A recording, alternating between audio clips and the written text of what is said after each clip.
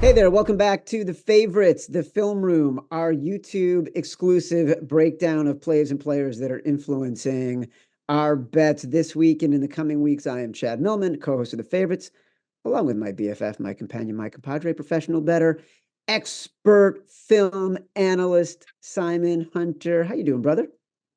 Ready to talk some football, Chad? We are going deep, deep, deep into the all 22s with this one. I'm going first.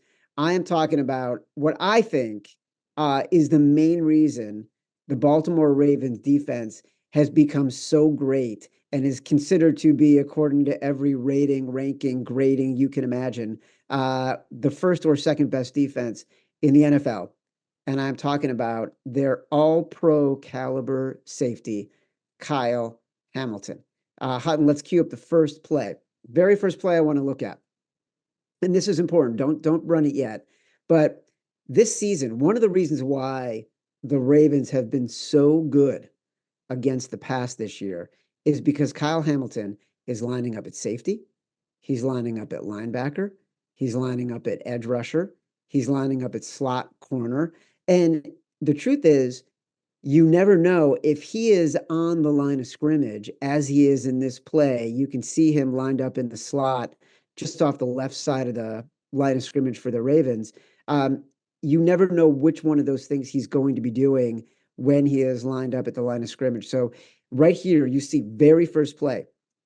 This is an example of why the Ravens defense has been so dominant. They're putting him anywhere they want to. This is a 3rd and 8 from the 50, just under 14 minutes to play. The game had just started in the first quarter. Look at where Hamilton is lined up there, Simon. Remember what I said, lining up at slot corner for a team that has a ton of injuries in the defensive backfield all season long. Quarterbacks have to respect that because in coverage, he is allowed, according to Pro Football Reference, an NFL best 38.4 passer rating with opposing QBs averaging just 2.6 yards per target. So what is Gardner Minshew with the Colts thinking about right here? He's thinking, all right, Hamilton is in the slot. It's a 3rd and long.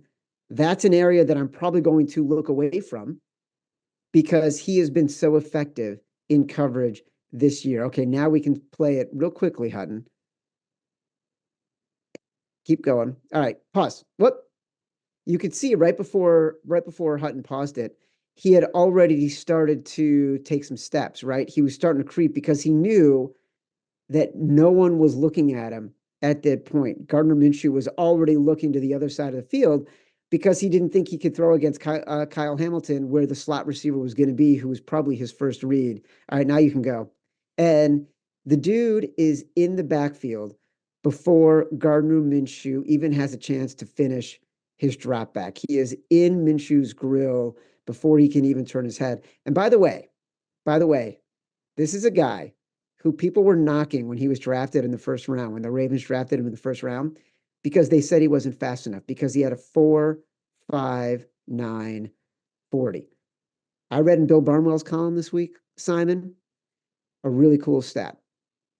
3 sacks, this was one of them, and 15 QB pressures on just 35 pass rush snaps. That is a better ratio than anyone in the league. I know you're going to talk about Gardner Minshew. I didn't choose this play on purpose to highlight Gardner Minshew getting sacked, and I got one more play. But Kyle Hamilton, when you look at film, you're seeing something special, right? Yeah, I think everyone loves Kyle. Everyone loved him coming out of college. Back when he was our old co-worker. Shout out to the Volume. We used That's to right. That's right. He had co-work that with podcast in Kyle. the volume. And the thing about Kyle was, he's this 6'3", 6'2", really lanky guy that Chad just talked about. People were worried about his height making his speed take away, right? It's like, okay, this guy's gonna be too tall to stay with a lot of these people, or his body's too skinny to cover these tight ends and things like that. And I mean, just in a year, 2 years, he just proved all that. And he can cover every position. He can play every position. And what Chad just talked about, he's really changed our defense. When you have that weapon, like an Ed Reed type, you can put anywhere, you can trust him anywhere. That's a big deal because it takes away half your field. We talk all the time about those key defenders. And Kyle this year, I mean, against the best competition this season, he always steps up. And when they need plays, he stepped up. And I mean, Chad's about to break it down here. That 49ers game I think everyone knew that was a football geek, how special of a season he was having, but this was really his coming out party for the public, right? This was a Yeah. huge Sunday night game, and he dominated. He really did completely take Purdy out of his game. Just an all-around gamer, especially in this 49ers game. All right, so let's play the next one because let's just enjoy it while I talk over it because this is really the one that shows everything at once, right? Everyone Yeah. saw this against the Niners, biggest game of the year. The Ravens are on the road as big underdogs. Hamilton was dominant in this game, right? Brock Purdy threw 4 interceptions. 2 of them were to Kyle Hamilton. And at this point in the game, midway through the second quarter, which is when this happens, Hamilton had already picked off Brock Purdy in the end zone.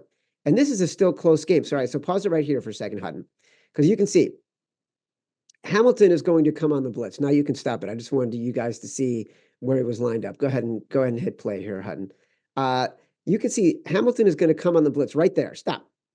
So he comes in from out of the screen, and he is Gets a bullet. tackled by the offensive lineman. He is a bullet, and the guy he trips up, and the offensive lineman, like right there, he gets tripped up by McCaffrey, and that actually ends up being a penalty that gets called. And Hamilton, after he gets tripped up, the guy just pancakes him while he is on the ground, Yeah, right? 350 It's not like pounds on his back. 350 pounds on his back. And Kyle Hamilton, now you can play it. The dude is freaking down. Look at this. He's not getting up, right? Brock Purdy, stop. All right, stop right there. Brock Purdy was running around, and Kyle Hamilton, he's in pain right there. But he sees that the play isn't over, and he sees that Brock Purdy, who had gone to his right, is now going to his left. All right, you can play it again, Hutton. He follows the ball across the field. He's running across the field. So this point, stop it one more time. He has run from one side of the field after getting tripped by Christian McCaffrey for a penalty and then pancaked by a guy who's 350 pounds. And he is basically out of the play, sees that the play is still happening, gets up, runs about 20 yards across the field, and then 10 yards up the field where, oh my gosh, he is in perfect position to corral this tip ball. Keep it playing now, Hutton. He was blitzed. He blitzed. He was tripped. He got pancaked. He looked like he had died on the field. And then he sprinted about 30 yards to get the deflection. That's the play everyone's talking about that sort of has made him become what everyone is saying, oh my God, it's Ed Reed all over again. No wonder, according to Next Gen Stats, when he is on the field, the Ravens' opponents average 2 yards less per pass attempt, and opponent passer rating is 20 points lower than when he is off the field. Kyle Hamilton. Ravens get a first-round bye. He was a little nicked up after that Niners game. He's sitting out the last 2 games of the year. They'll get a bye. He'll be ready to go for that first game. The guy's been dominant, Simon. Yep, and that play you just broke down there just shows everything with from the football IQ to the hustle. He's the total package. Total package. Don't forget live events, Shepherd and the Knucklehead, me and Simon, Sunday afternoon, wild card weekend. We're bringing it back. We want to see everybody there. It was so fun to be with everybody. We'll be sweating bets together, free drinks, free entry, free hugs from me and Simon. You know, we'll give them out. Anyone who was there, they know that we were happy to hug everybody. Got a RSVP. We had a packed house last time. We want to make sure everybody gets in. Doors open at 4 p.m. Eastern, live show, podcast, 7:30 p.m. Eastern. All right, Simon, I went with Kyle Hamilton. You're going with one of the most surprising quarterbacks of the season in the NFL so far. Yeah, we like talking about ugly quarterbacks here, and I thought Minshew deserves some flowers here. A guy who's thrown for over 3,000 yards in a season that, you know, the Colts kind of should have lost this season, right? They lost their rookie quarterback. This guy stepped in, and we all know Minshew's not a starter, right? We know he has weaknesses. I think he has 9 interceptions this season, 15 touchdowns. He has 3 rushing touchdowns. I think he has 8 fumbles. Like, he's just a guy that it's sloppy, it's confusing, it's Minshew, right? This is what you get when you got a guy that's a backup. But we talk all the time, it's his leadership, and he does have stuff on tape where we're about to roll right here that really stands out of why they've won this season, where he's trusting Shane and this offense. And, you know, the fact they're a run-first team, that takes a lot of pressure off of Minshew. And Not the first play, but the second play, it's off of play action, which, we talk all the time. Play action is a quarterback's best friend. But Minshew performs so well in these kind of moments and pushing the ball downfield, which a lot of quarterbacks these days, they're scared to push the ball downfield. And that's what I love about Minshew is that he will push the ball downfield. So you can roll it here, Hud. The first play I selected, it's early in the game here. It was basically Minshew.